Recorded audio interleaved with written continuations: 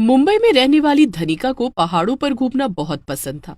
वो हर बार छुट्टियों में माता पिता से पहाड़ों पर घूमने की जिद करती। संयोग से धनिका की शादी ऐसे लड़के से हो जाती है जिसका घर पहाड़ों पर होता है। मम्मी, मेरी कॉलेज की छुट्टियां पड़ रही हैं, चलो ना कहीं पहाड़ों पर घूम आते। धनिका बेटी, अभी 2 महीने पहले तो तू अपनी सहेलियों के साथ मनाली घूमने गई थी। तू अभी पढ़ाई कर ले, तेरी परीक्षाएं होने वाली हैं। तेरी परीक्षा के बाद मैं तुझे पहाड़ों पर जरूर ले चलूंगी। पक्का ले चलूंगी ना? हाँ बाबा, ले चलूंगी। लेकिन इस बार मैं पूरे 10 दिन के लिए पहाड़ों पर जाऊंगी। तुम पापा से कह देना अपने ऑफिस से लंबी छुट्टी ले ले।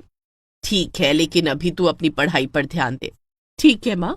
लेकिन धनिका का पूरा ध्यान पहाड़ों पर ही था। जैसे तैसे उसने परीक्षा दी और परीक्षा खत्म होते ही वो अपने माता पिता से पहाड़ों पर चलने की जिद करने लगी। पापा चलिए ना, हम पहाड़ों पर घूम आते हैं, मेरा बहुत मन हो रहा है पहाड़ों पर जाने का। धनिका बेटी, मैंने तो पहले ही लेह पर 10 दिनों के लिए रिसोर्ट बुक कर लिया है। कल ही हमें निकलना है। तू सामान पैक कर ले। ओह पापा, आप कितने अच्छे हैं। लेह में 10 दिन का वेकेशन, कितना मजा आएगा। धनिका अपने कमरे में जाकर सामान पैक करने लगती है। वो 10 दिन तक पहनने के लिए अलग अलग स्टाइलिश गर्म कपड़े और शूज रख लेती है। दूसरे दिन वो तीनों लेह के लिए रवाना हो जाते हैं। लेह पहुंचते ही उन्हें बहुत कड़ाके की सर्दी लगने लगती है। धनिका के पापा, यहाँ तो बहुत ठंड है, ऐसा लग रहा है जैसे मेरी कुल्फी जम जाएगी। जल्दी से रिजॉर्ट में चलिए। ओहो माँ, हम यहाँ ठंड का मजा लेने आए, ठंड तो लगेगी ना। तू ठंड का मजा ले, मुझे बीमार नहीं पड़ना है। मैं तो कमरे से बाहर नहीं निकलूंगी। चिंता मत करो मनोरमा, हम बस रिसोर्ट पहुंचने ही वाले हैं। वहां कमरे में अंगीठी होगी जिसकी गर्माहट से तुम्हें आराम मिलेगा। थोड़ी देर बाद वो तीनों रिजॉर्ट पहुंच जाते हैं, जहां पहुंचते ही मनोरमा और निश्चल कमरे के अंदर बैठकर कॉफी पीने लगते हैं। लेकिन धनिका कमरे से बाहर बर्फबारी का आनंद ले रही होती है। बहुत देर हो गई है, धनिका को अंदर बुला लीजिए। निश्चल धनिका को फोन करके रिजॉर्ट में आने के लिए कहता है। थोड़ी देर में आती हूँ पापा, मैं बर्फ में स्केटिंग कर रही हूँ। ठीक है, लेकिन जल्दी आ जाना, तेरी माँ चिंता कर रही है। थोड़ी देर के बाद धनिका रिजॉर्ट में आ जाती है। माँ पापा, बाहर मौसम कितना सुहाना है, दिल करता है यहीं रह जाऊं। शहर की भीड़भाड़ और गाड़ियों के शोर से बिल्कुल अलग, यहाँ बहुत शांति है। कुदरत हमारे इतने करीब है और आप लोग यहाँ रजाई में बैठे हैं। चले ना बाहर घूम कर आते हैं।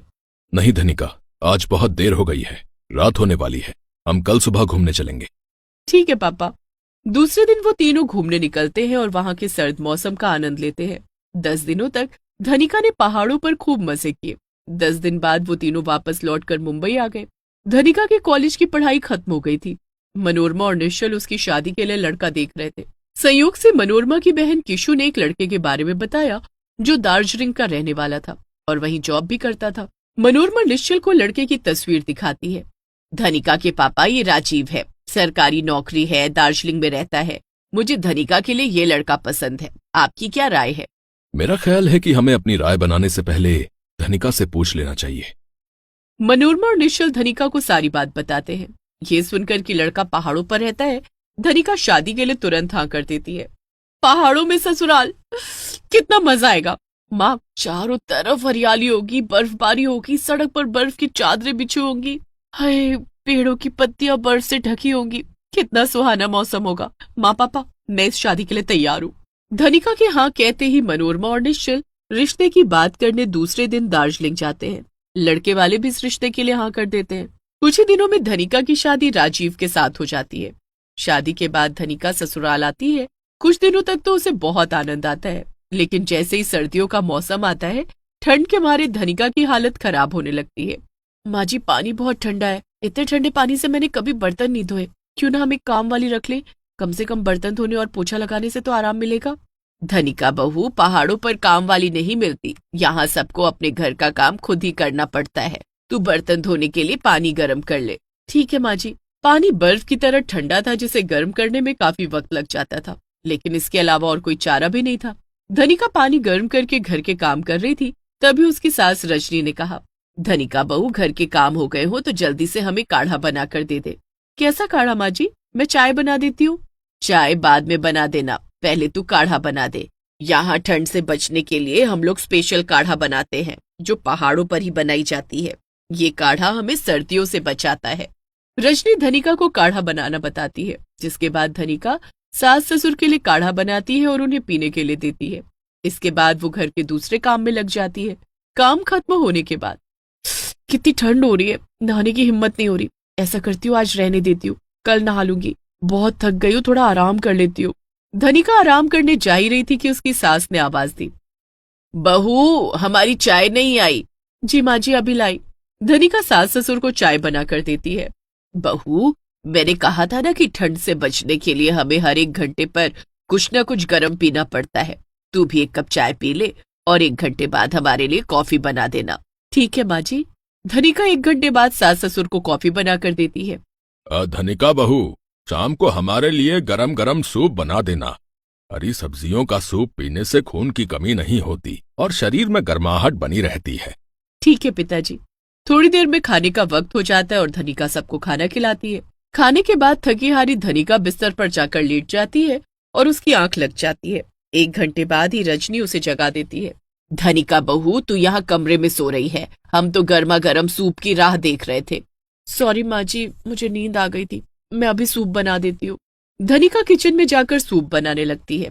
यार मैंने क्या सोचा था और क्या हो गया। पहाड़ों पर शादी करके गलती कर दी। सोचा था बर्फ की वादियों में पति के साथ रोमांस करूंगी, लेकिन राजीव को तो ऑफिस के काम से फुर्सत नहीं है और मुझे घर के काम से। वो सूप बनाकर सास ससुर को देती है, जिसके बाद जब वो किचन में आती है, उफ, किचन में जूठे बर्तनों का अंबार लगा है, जिसमें से खाने के बर्तन कम, चाय कॉफी काढ़ा और सूप के बर्तन ज्यादा है।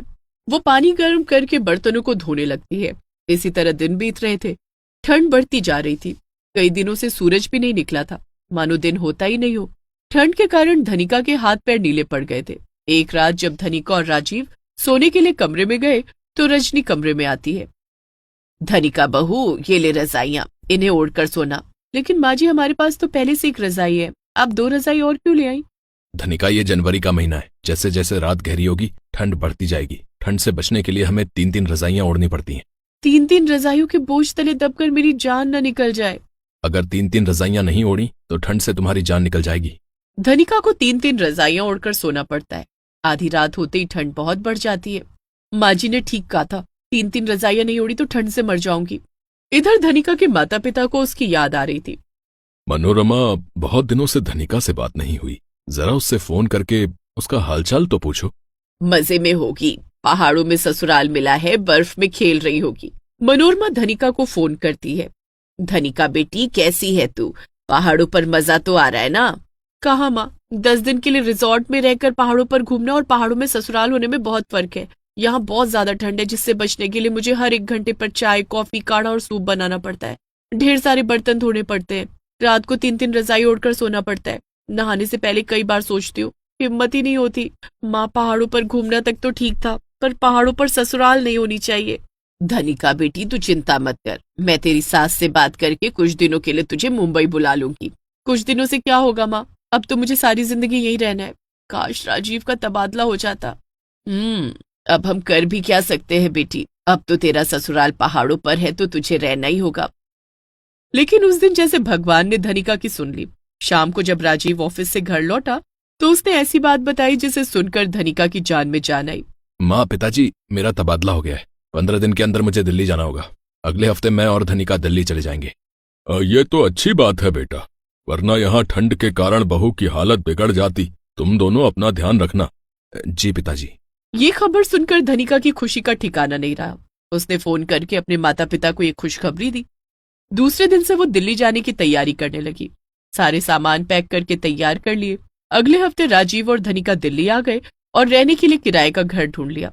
माना कि दिल्ली में बहुत ठंड पड़ती है, लेकिन पहाड़ों की ठंड ने तो हालत ही बुरी कर दी थी।